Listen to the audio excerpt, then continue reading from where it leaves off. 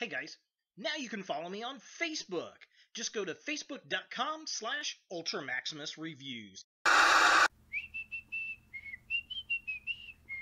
Oh, hey, look, it's He-Man. That is not He-Man. Ah!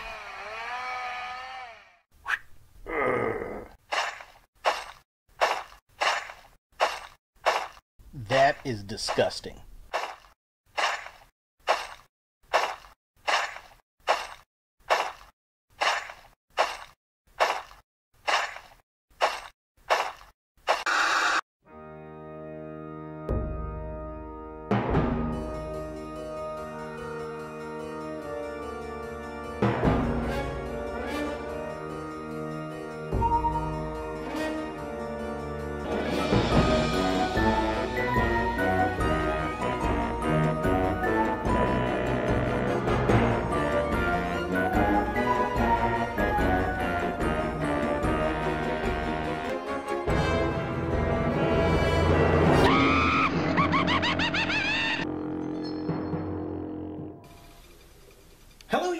Ultra Maximus back with another 31 horror toys in 31 days! And today we're going to take a look at a figure from the Texas Chainsaw Massacre. It's Leatherface, the Savage World Funko edition.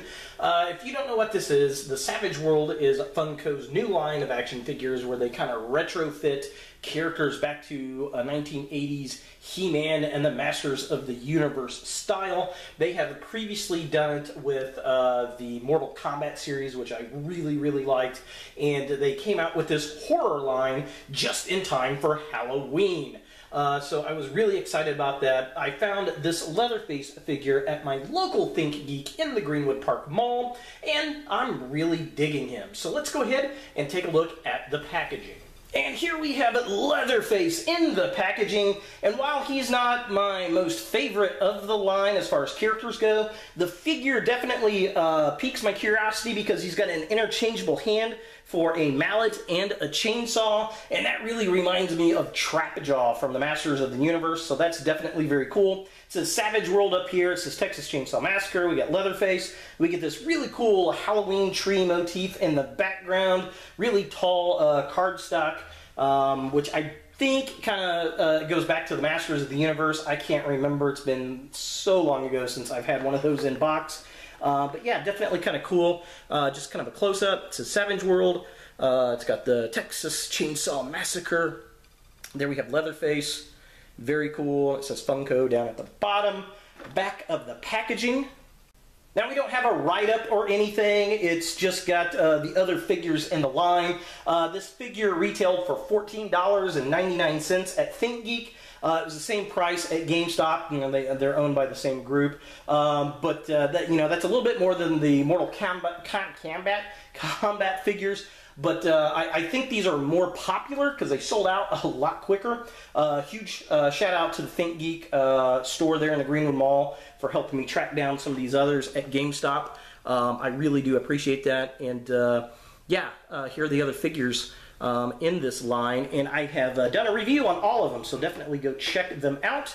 But yeah, that's pretty much it for the packaging. Let's go ahead and get Leatherface out of box and see what we think.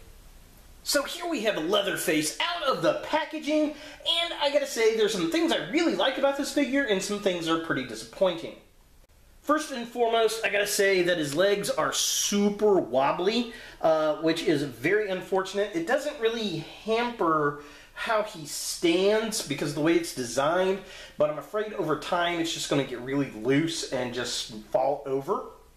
The other thing is that there's some paint sloppage going on with the chains around here on his little belt there, and then there's a little bit of sloppage on his boot, which just kind of makes it look like a scuff. So it's not that big of a deal, and the chains don't look too terribly bad unless you're really looking at them close up.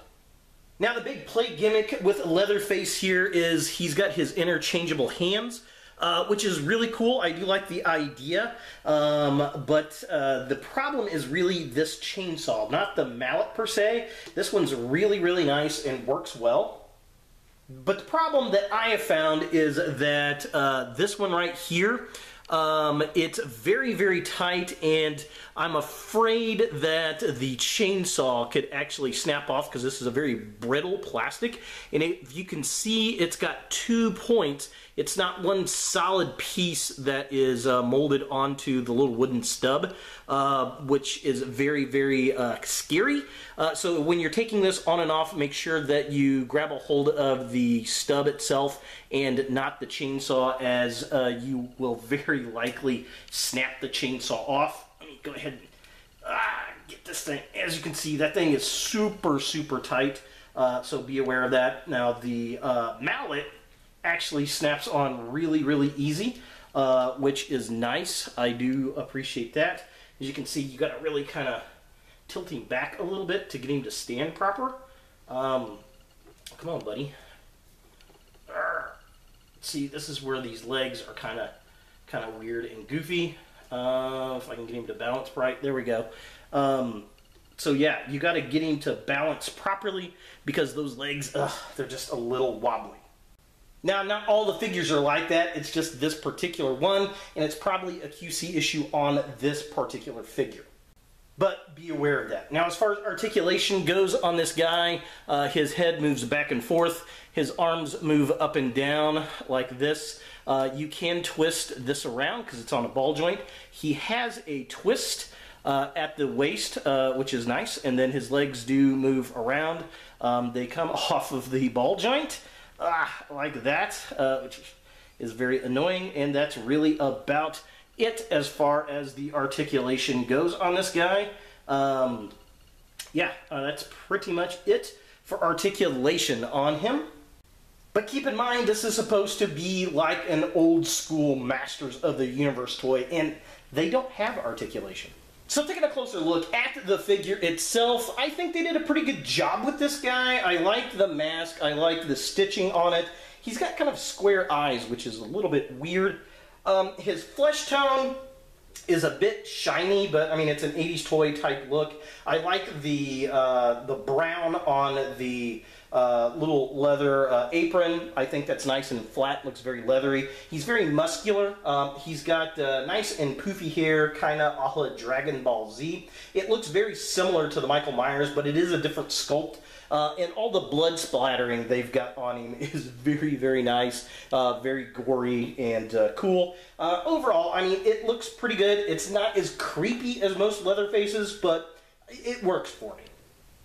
So taking a look at the midsection of the figure, I love how his left arm's got his glove all the way up, and it's nice and leather looking. The blood splatter all over his front looks amazing.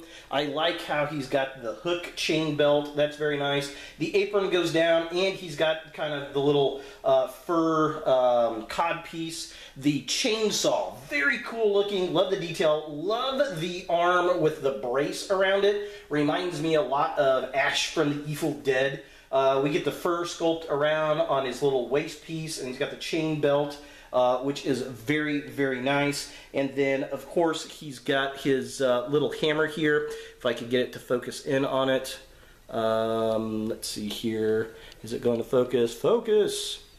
That looks cool as well. I don't know really which one I like more. I like the chainsaw just for the fact he's Leatherface, but I think the hammer is a lot of fun too. And finally, taking a look at the legs of the figure here, again, we get the furry boot that is very known for the Masters of the Universe. He's got these little fur pieces hanging down off his waist. Both in the front and the back, and then he's got the bottom of the apron. He's got the dark brown pants going on there. He got some leather pants, which is very, very cool. He's got a little scuff on his left shoe, but that's okay. I mean, it just kind of looks a little roughed up. But I love the blood splatters on the apron. I think that looks good. Lots of nice detail. And again, it captures that Masters of the Universe look. For comparison, here we have the Savage World Leatherface with a vintage battle armor Skeletor, and as you can see, he is really, really modeled like this old Motu line, which is very, very cool. He's a little bit bulkier than the old He-Man lines, which, it's not too bad. You're getting your money's worth for the plastic, but I love the homage.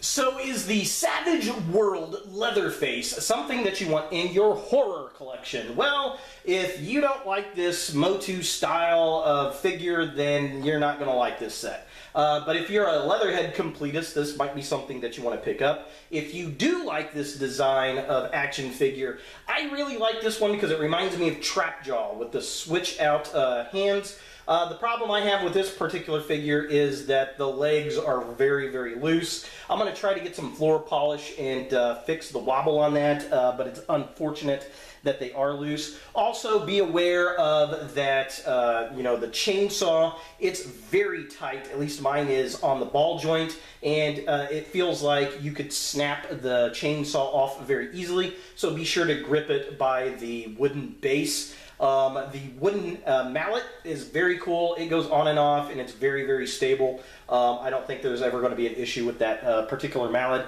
But overall, I think it's a fun figure, and it's definitely very different. So there he is, Leatherface from the Savage World for 31 horror toys in 31 days! Hey guys, thanks for watching. If you like this video, thumbs it up. If you hate this video, thumbs it down. To watch more Ultra Maximus, click on the links to the right. Don't forget to subscribe and share, like us on Facebook, and look for more videos in the future.